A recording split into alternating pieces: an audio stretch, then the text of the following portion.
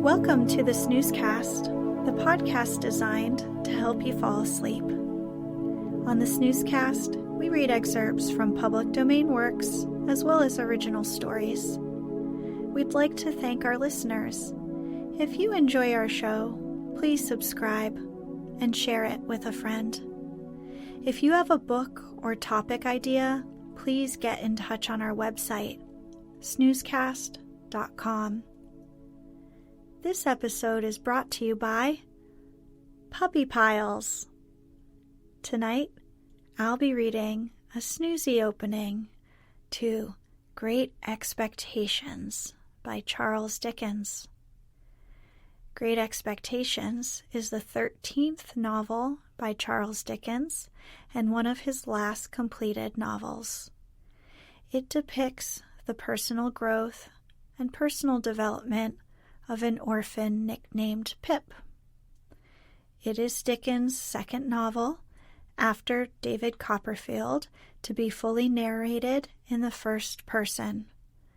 The novel was first published as a serial in a periodical between 1860 and 1861, and shortly thereafter was published as a novel. It's set in Kent and London in the early to mid-19th century and contains some of Dickens' most memorable scenes.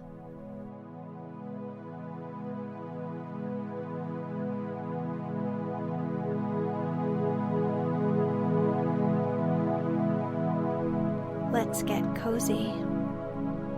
Close your eyes. Relax your body into the softness of your bed. Now, take a few deep breaths.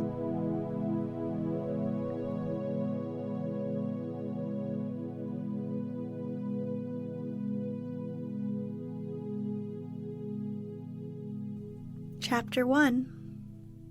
My father's family name being Pirrip, and my Christian name Philip. My infant tongue could make of both names nothing longer or more explicit than Pip, so I called myself Pip, and came to be called Pip. I gave Pirrip as my father's family name on the authority of his tombstone and my sister, Mrs. Joe Gargery, who married the blacksmith. As I never saw my father or my mother, and never saw any likeness of either of them, for their days were long before the days of photographs, my first fancies regarding what they were like were unreasonably derived from their tombstones. The shape of the letters on my father's gave me an odd idea that he was a square, stout, dark man with curly black hair. From the character and turn of the inscription, also Georgiana, wife of the above, I drew a childish conclusion that my mother was freckled and sickly. To 5 little stone lozenges, each about 1.5 feet long, which were arranged in a neat row beside their grave, and were sacred to the memory of 5 little brothers of mine who gave up trying to get a living exceedingly early in that universal struggle. I am indebted for a belief I religiously entertained that they had all been born on their backs with their hands in their trouser pockets and had never taken them out in this state of existence. Ours was the marsh country, down by the river, within, as the river wound, 20 miles of the sea. My first most vivid and broad impression of the identity of things seems to me to have been gained on a memorable, raw afternoon toward evening. At such a time I found out for certain that this bleak place overgrown with nettles was the churchyard, and that Philip Pirrip, late of this parish, and also Georgiana, wife of the above, were dead and buried, and that Alexander, Bartholomew, Abraham, Tobias and Roger, infant children of the aforesaid, were also dead and buried, and that the dark, flat wilderness beyond the churchyard, intersected with dikes and mounds and gates, with scattered cattle feeding on it, was the marshes, and that the low, leaden line beyond was the river, and that the distant savage lair from which the wind was rushing was the sea, and that the small bundle of shivers, growing afraid of it all and beginning to cry, was Pip. "Hold your noise!" cried a terrible voice, as a man started up from among the graves at the side of the church porch. "Keep still, you little devil, or I'll cut your throat." A fearful man, all in coarse gray, with a great iron on his leg. A man with no hat, and with broken shoes, and with an old rag tied round his head. A man who had been soaked in water, and smothered in mud, and lamed by stones, and cut by flints, and stung by nettles, and torn by briars, who limped and shivered, and glared, and growled, and whose teeth chattered in his head as he seized me by the chin. "Oh, please don't cut my throat, sir," I pleaded in terror. "Pray don't do it, sir."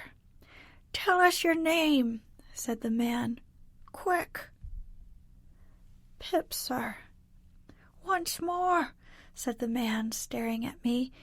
"Give it mouth." "Pip, Pip, sir." "Show us where you live," said the man. "Point out the place." I pointed to where our village lay, on the flat inshore, among the alder trees and pollards, a mile or more from the church. The man, after looking at me for a moment, turned me upside down and emptied my pockets. There was nothing in them but a piece of bread. When the church came to itself, for he was so sudden and strong that he made it go head over heels before me, and I saw the steeple under my feet. When the church came to itself, I say, I was seated on a high tombstone, trembling, while he ate the bread ravenously. "You young dog," said the man, licking his lips. "What fat cheeks you got." I believe they were fat, though I was at that time undersized for my years and not strong. "Darn me if I couldn't eat 'em," said the man, with a threatening shake of his head. "And if I ha'n't half a mind to do it." I earnestly expressed my hope that he wouldn't, and held tighter to the tombstone on which he had put me, partly to keep myself upon it, partly to keep myself from crying. "Now looky here," said the man. "Where's your mother?" "There, sir," said I. He started, made a short run, and stopped and looked over his shoulder. "There, sir," I timidly explained. "Also, Georgiana, that's my mother." "Oh," said he, coming back. "And is that your father along o' your mother?" "Yes, sir. Him too, late of this parish." "Ha!" he muttered then, considering. "Who do you live with, supposing you're kindly let to live, which I ha'n't my mind about yet?" "My sister, sir, Mrs. George Garrigy, wife of Joe Garrigy, the blacksmith, sir." "Blacksmith, eh?" said he, and looked down at his leg. After darkly looking at his leg and me several times, he came closer to my tombstone, took me by both arms, and tilted me back as far as he could hold me, so that his eyes looked most powerfully down into mine, and mine looked most helplessly up into his. "Now looky here. The question bein', whether you're to be let to live. You know what a file is?" "Yes, sir." "And you know what whittles is?" "Yes, sir." After each question he tilted me over a little more, so as to give me a greater sense of helplessness and danger. "You get me a file," he tilted me again, "and you get me whittles," he tilted me again. "You bring 'em both to me," he tilted me again, "or I'll have your heart and liver out," he tilted me again. I was dreadfully frightened and so giddy that I clung to him with both hands and said, "If you would kindly please let me keep upright, sir, perhaps I shouldn't be sick, and perhaps I could attend more." He gave me a most tremendous dip and roll, so that the church jumped over its own weathercock. Then he held me by the arms in an upright position on the top of the stone, and went on in these fearful terms: "You bring me, tomorrow morning early, that file and them whittles. You bring the lot to me at that old battery over yonder. You do it. You never dare to say a word or dare to make a sign concerning your having such a person as me, or any person somever, and you shall be let to live. You fail, or you go from my words in any particular, no matter how small it is, and your heart and your liver shall be tore out, roasted and ate. Now, I ain't alone, as you may think I am. There's a young man hid with me, in comparison with which young man I am an angel.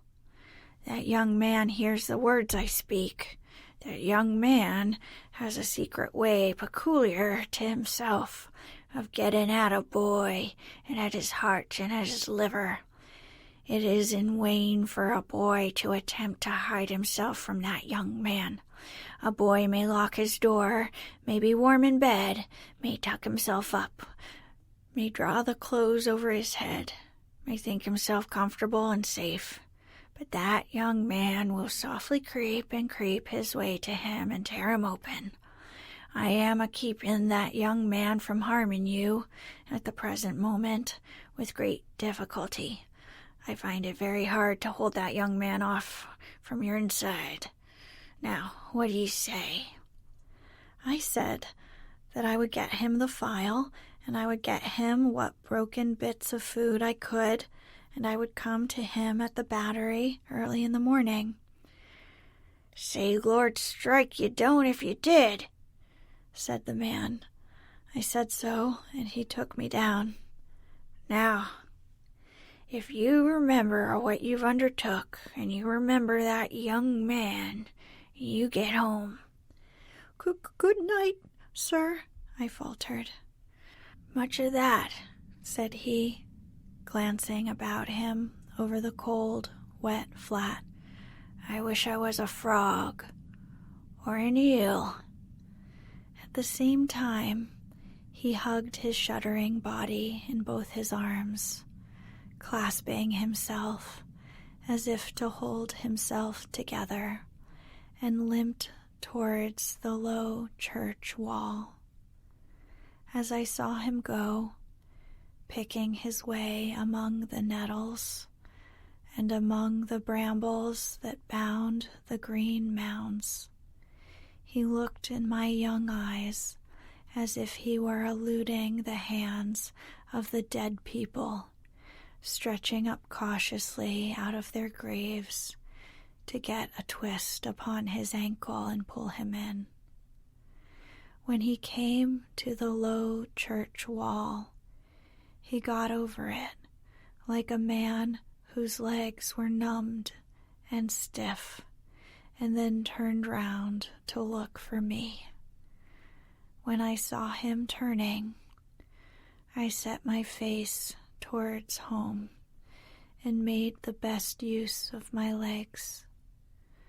But presently I looked over my shoulder and saw him going on again towards the river, still hugging himself in both arms and picking his way with his sore feet among the great stones dropped into the marshes here and there for stepping places when the rains were heavy or the tide was in. The marshes were just a long, black, horizontal line then, as I stopped to look after him, and the river was just another horizontal line, not nearly so broad, nor yet so black, and the sky was just a row of long, angry red lines and dense black lines intermixed. On the edge of the river, I could faintly make out the only two black things in all the prospect that seemed to be standing upright. One of these was the beacon by which the sailors steered, like an unhooped cask upon a pole, an ugly thing when you were near it. The other, a gibbet, with some chains hanging to it which had once held a pirate. The man was limping on towards this latter, as if he were the pirate come to life and come down and going back to hook himself up again. It gave me a terrible turn when I thought so, and as I saw the cattle lifting their heads to gaze after him, I wondered whether they thought so too. I looked all round for the horrible young man and could see no signs of him, but now I was frightened again and ran home without stopping. Chapter 2. My sister, Mrs. Jo Gargery, was more than 20 years older than I, and had established a great reputation with herself and the neighbors because she had brought me up by hand. Having at that time to find out for myself what the expression meant, and knowing her to have a hard and heavy hand, and to be much in the habit of laying it upon her husband as well as upon me, I supposed that Jo Gargery and I were both brought up by hand. She was not a good-looking woman, my sister, and I had a general impression that she must have made Jo Gargery marry her by hand. Jo was a fair man, with curls of flaxen hair on each side of his smooth face, and with eyes of such a very undecided blue that they seemed to have somehow got mixed with their own whites. He was a mild, good-natured, sweet-tempered, easy-going, foolish, dear fellow, a sort of Hercules in strength, and also in weakness.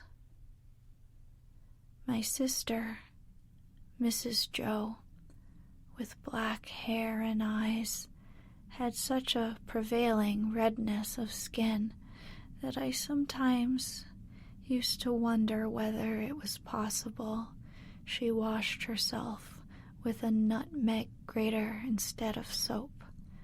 She was tall and bony, and almost always wore a coarse apron, fastened over her figure behind with 2 loops, and having a square, impregnable bib in front that was stuck full of pins and needles.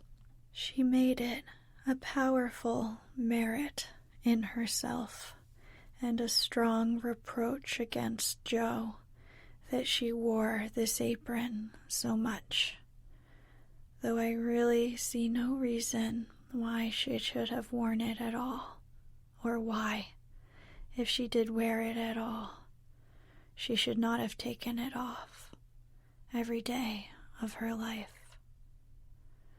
Joe's forge adjoined our house, which was a wooden house, as many of the dwellings in our country were, most of them, at that time. When I ran home from the churchyard, the forge was shut up, and Joe was sitting alone in the kitchen. Joe and I being fellow sufferers and having confidences as such, Joe imparted a confidence to me the moment I raised the latch of the door and peeped in at him opposite to it, sitting in the chimney corner.